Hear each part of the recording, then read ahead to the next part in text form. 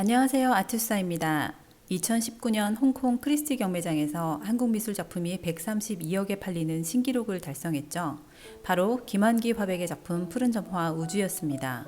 불과 12년 전 박수근의 작품 빨래터가 45억 원에 낙찰될 때 경매장에서는 환호성을 질렀지만 이내 위장 논란에 휩싸이게 되었고, 그 이후로도 이우환, 천경자 등의 위장 논란, 정부의 양도 차익 과세 등 업앤다운을 반복하던 한국 미술 시장에 김환기 작품의 132억 원이라는 낙찰가는 새로운 가능성이 열리는 순간이었습니다. 오랫동안 저평가되었던 한국 미술은 2015년 베니스 비엔날레에서 단색화 특별전을 필두로 세계 미술 시장의 주목을 받게 되었고, 한국의 모노크롬 회화라는 타이틀을 달고 빠른 속도로 가격이 상승하게 되었습니다. 과거 국내 컬렉터들은 김환기 화백의 5, 60년대 산월 작품을 더욱 선호했는데, 단색화 열풍에 힘입어 추상적이고 현대적인 70년대 전면점화 시리즈가 시장을 주도하게 되었죠.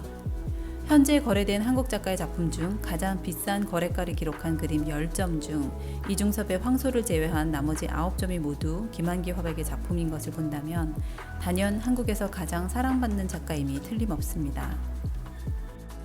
2016년 4월 홍콩 경매에서 김환기의 1970년 점화 무제가 48억 6,750만 원에 낙찰되며 2007년 박수근의 빨래터 45억 원의 최고가를 깨더니 지금까지 한국 미술 시장의 기록은 김환기 작품이 독주하고 있습니다. 그 후 2018년 서울 옥션 홍콩 경매에서 붉은색 점화가 앞전 기록의 2배에 가까운 85억 원에 팔리며 100억 경신이 가까워옴을 알렸죠. 1년 뒤 기대하던 바대로 100억 원을 훌쩍 넘겨 한국 추상미술의 위상을 세계에 알렸지만, 아직도 한국 현대미술이 저평가되어 있다는 사실과 함께 단색화 이후 시장을 이끌 차세대 테마가 부족하다는 지적도 많았습니다.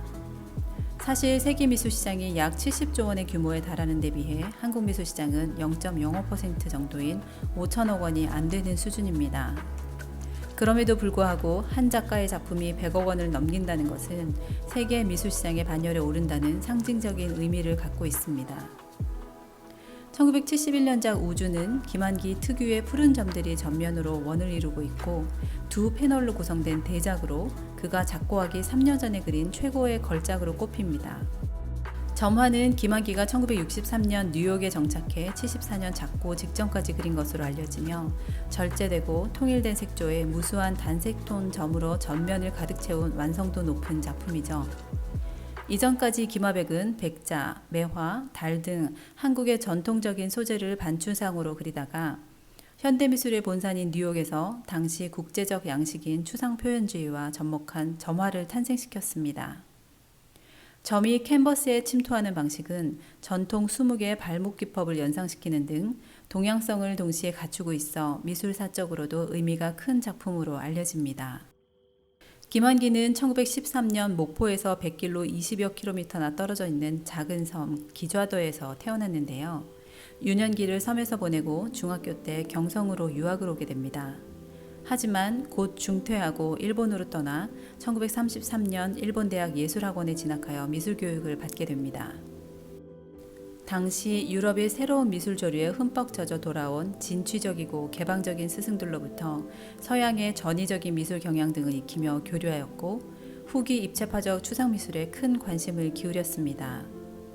동료들과 아방가르드 양화연구소나 백만회 같은 혁신적인 그룹을 조직하는 한편 이과회전이나 자유미술과 협회전에 출품하는 등 활발한 활동을 펼치며 한국으로 돌아온 이후에 한국적 모더니즘을 리드하는 대열에 앞장섰습니다.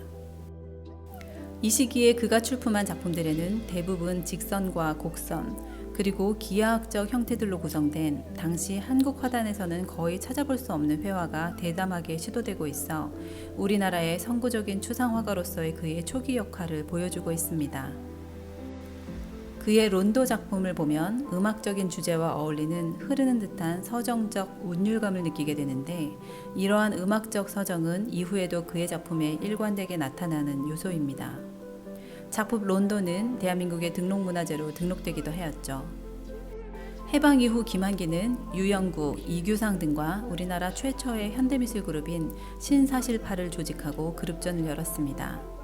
김환기는 서구의 양식을 실험하는 한편 한국적인 정체성을 지키기 위한 노력도 게을리하지 않았는데요. 한국 전쟁 중에는 부산으로 피난을 가 해군 종군 화가로 활동하며 부산 피난 시절을 묘사한 작품들을 남기기도 했습니다. 1950년대 김한기 작품의 중요한 특징 중 하나는 작품의 주제가 전통적인 소재로 바뀌었다는 점입니다. 달, 도자기, 산, 강, 나목, 꽃, 여인 등의 소재를 통해 그는 한국적인 미와 풍류의 정서를 표현했는데요. 특히 백자 항아리의 멋에 깊이 심취하여 도자기는 그의 작품에서 가장 중요한 소재가 되었습니다. 모더니즘의 아버지 세잔이 사과를 관찰하고 또 관찰하며 위대한 그림을 창조했듯 김한기도 오랜 시간 백자를 어루만지며 자신만의 조형 언어를 구축했습니다. 한국적 모티브에 대한 탐닉은 1956년에서 1959년까지의 파리 시기에도 계속되었는데요.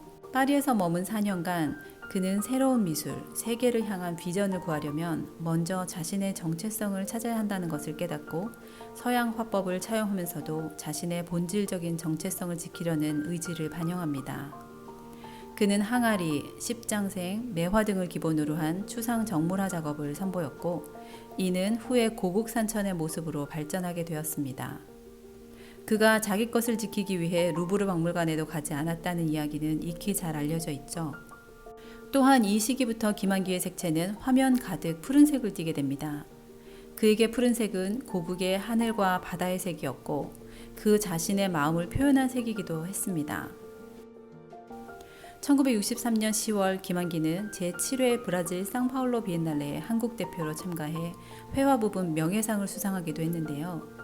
상파울로 비엔날레에서 다시 한번 세계의 예술을 본 김한기 작가는 다시 현대미술의 중심지인 뉴욕행을 결정하며 새로운 예술 인생을 도전하게 됩니다. 그가 뉴욕에 정착한 1963년 무렵 미국 화단의 주도적 경향은 생면회화였지만 한편으로는 팝아트와 미니멀리즘을 비롯한 여러 새로운 실험적 미술들이 시작되고 있었습니다. 1970년에서 그가 타계한 1974년까지는 그의 활동의 절정에 이른 시기였죠. 한국에서 제일 비싼 그림이 된 우주를 제작한 것도 1971년 뉴욕에 머물며 추상회화 작업에 몰두했을 시기였습니다. 이전 파리에서 김한기는 백자와 꽃처럼 구체적인 대상을 소재 삼아 그림을 그린 데 반해 미국에서의 그의 작품은 완전한 추상화로 나아갔습니다. 점, 선, 면, 색처럼 기본적인 조형 언어를 재료로 모험을 시작하며 김한기는 자신의 작품 세계를 해체하고 또 해체했습니다. 1970년부터 김한기의 캔버스는 전체가 점들로 가득 차기 시작하였고 제작한 점화 가운데 가장 유명한 작품이 그해 한국일보에서 주최한 제1회 한국미술대상전에서 대상을 차지한 어디서 무엇이 되어 다시 만나리입니다. 김광섭의 시 저녁의 마지막 구절을 제목으로 가져다 쓴 이 작품에서 김한기는 뉴욕이라는 거대한 도시에서 밤하늘을 바라보며 수많은 인연들을 하나하나의 점으로 새겨 넣었습니다. 여기에는 고국에 대한 그리움과 삶과 죽음을 넘나드는 우주적 윤회를 담고 있죠. 김한기는 누구보다 서양 미술을 풍부하게 경험했지만 근원엔 한국의 전통과 거기서 우러나온 미의식이 자리 잡고 있었습니다. 1971년과 1972년의 그의 작품에서는 점화의 단조로울 수 있는 화면에 활형의 곡선으로 변화를 주는데 1973년에는 활형과 직선들이 교차되거나 어우러져 사용되었습니다. 이러한 요소는 무한으로 열린 공간의 확장을 상징하고 광대한 우주의 에너지를 느끼게 해줍니다. 가장 한국적인 것이 가장 세계적인 것이라고 말한 한국적 풍요와 정치를 지닌 인정 많은 감성의 소유자였던 그는 온몸으로 예술을 살다가 이렇게 61세의 생을 마감했습니다. 끊임없는 도전과 노력으로 전 세계로부터 예술적 역량을 흡수하면서도 한국적인 것을 끝까지 놓지 않았던 김한기 화백. 작은 성공에 안주하지 않고 더 넓은 세계로 나아갔던 그는 현재 우리나라를 대표하는 최고의 작가로 자리매김하고 있습니다. 지금까지 아트수다였습니다.